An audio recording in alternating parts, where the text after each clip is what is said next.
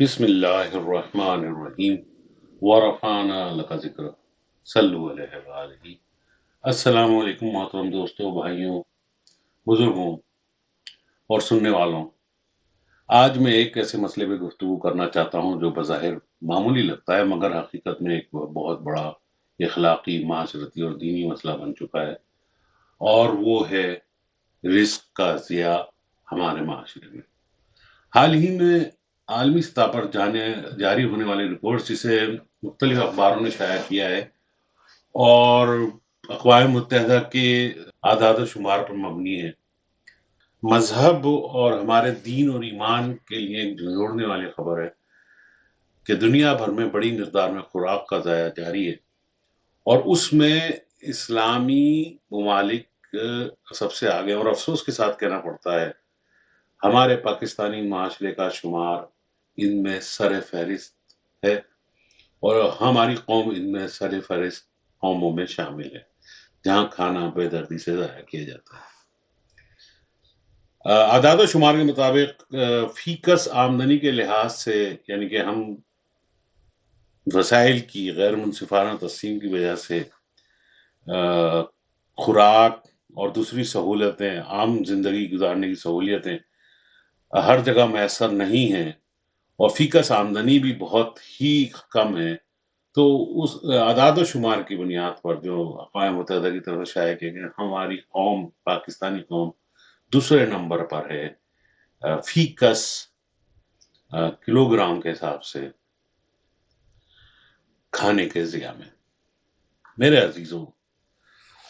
ذرا اپنے ارد گرد نظر دوڑائیں اور یہ حقیقت آپ کو بھی نظر آ جائے گی کہ شادیوں کی تقریبات ہوں،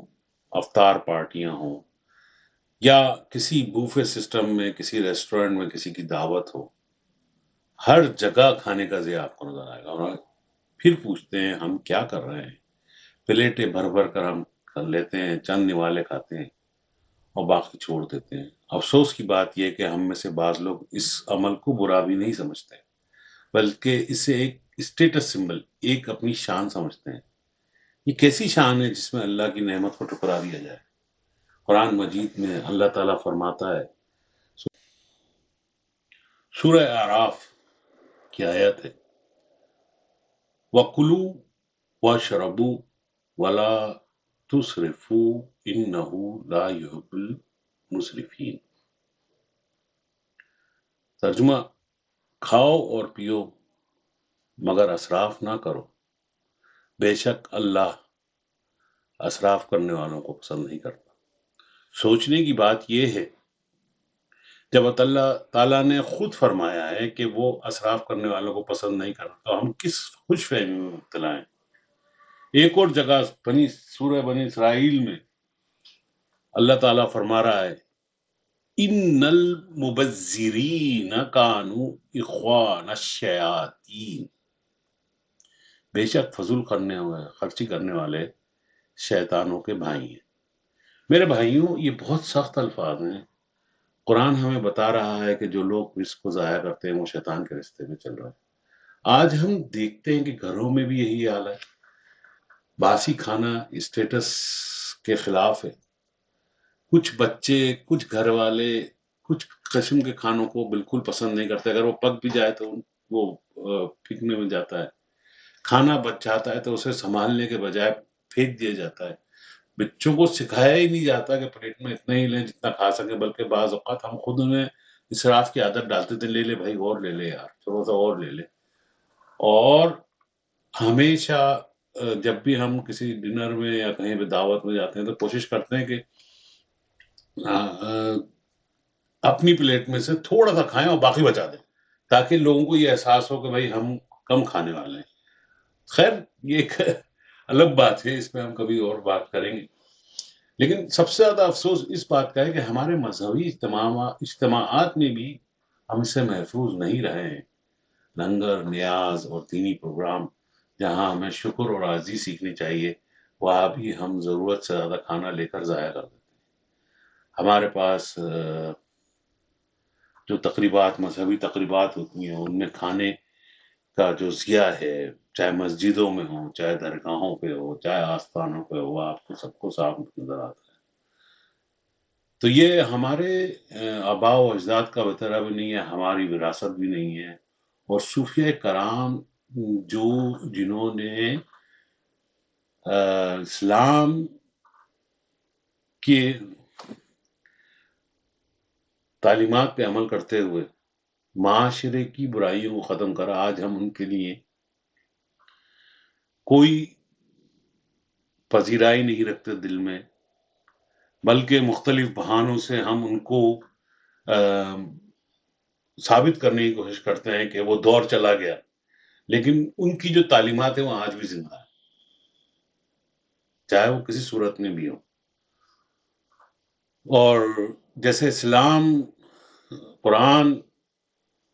حدیث اور صحابہ کبار کا عمل، اہل بیت علیہ السلام کا عمل یہ زندہ ہے، اسی طریقے سے صوفیہ کرام کا عمل بھی زندہ ہے۔ ان کی بتائی ہوئی باتیں جو انہوں نے معاشرے کی برائیوں کو ختم کرنے کے لیے کی ہیں، وہ بھی ہمیشہ زندہ ہیں، وہ ہمیشہ موجود رہیں گی۔ ان سلسلہ چشتیہ کی معراج ہے کہ جہاں پر محفلوں میں جب بھی کھانے کا یا لنگر کا بندوبست کیا جاتا ہے تو خاص طور پہ جو ہے کوشش کی جاتی ہے کہ ہر حاضرین اور زائرین اپنی اپنی پلیٹوں کو صاف رکھیں اور صاف کریں،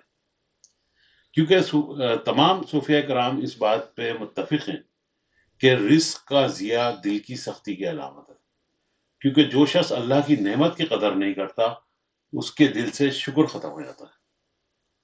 تو میرے عزیزوں، ذرا ایک لمحے کے لیے سوچیں، دنیا میں کروڑوں لوگ ایسے ہیں جو ایک وقت کی روٹی کے لیے بھی ترس رہے ہیں، بچے بھوک سے بلک رہے ہیں، اور ہم پلیٹوں میں کھانا چھوڑ کر فخر محسوس کرتے ہیں، اسٹیٹس سمبل دکھاتے ہیں کہ کیسا ہے ظلم ہمارے پر، یہ ہماری قوم پر، پاکستانی معاشرے پر۔ یہ پاکستان میں ہی نہیں نظر آئے گا، بلکہ آپ کو یہ پاکستانی کمیونٹی میں پوری دنیا میں نظر آئے گا، یا اگر آپ خلیجی ریاستوں میں چلے جائیں، یورپ میں چلے جائیں، یا اور دوسری جگہوں پہ ہم دیکھتے ہیں، میرا اتفاق نہیں ہے لیکن جو امریکہ اور کینیڈا سے جو خبریں آتی ہیں وہاں پہ بھی اسی تیشی کی صورتحال ہے، جو دوست وہاں پہ رہتے ہیں۔ تو یہ صرف معاشرتی مسئلہ نہیں ہے میرے دوست، یہ اسٹیٹس سمبل کا مسئلہ نہیں ہے، یہ قیامت کے دن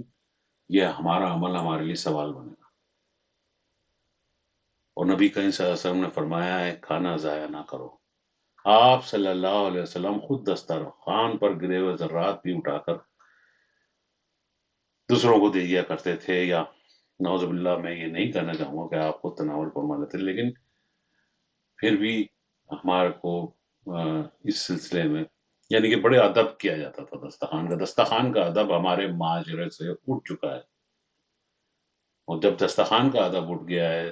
تو کھانے کا بھی ادب نہیں ہے۔ اور یہی ہمارے نبی کی تعلیم ہے کہ ہم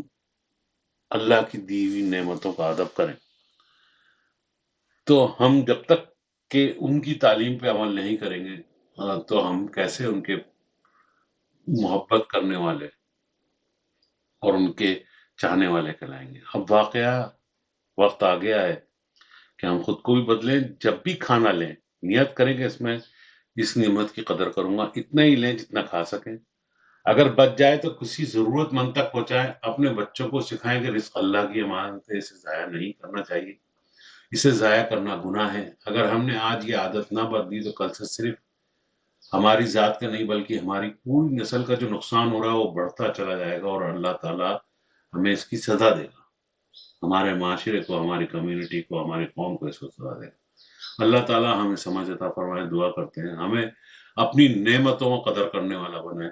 اور ہمیں اسراف اور ضیاع سے بچنے کی توفیق عطا فرمائے۔ والسلام الداعی الخیر، خاکسار سید نظام الدین چشتی۔